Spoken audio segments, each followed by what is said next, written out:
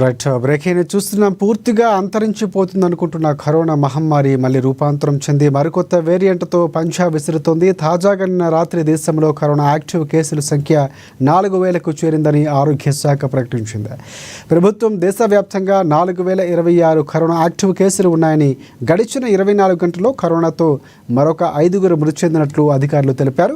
మహారాష్ట్రలో ఇద్దరు మృతి చెందగా కేరళ, బెంగాల్లో ఒకరి చొప్పున మరణించారు. అయితే ఈ కొత్త వేరియంట్ అంత ప్రమాదకరం కాకపోయినప్పటికీ వయసు మీద పడిన వారు, ఆరోగ్య సమస్యలతో బాధపడుతున్న వారు కొత్త వేరియంట్ సోకిన తర్వాత చికిత్స పొందుతూ ప్రాణాలు కోల్పోవడం కాస్త ఆందోళన కలిగిస్తోంది.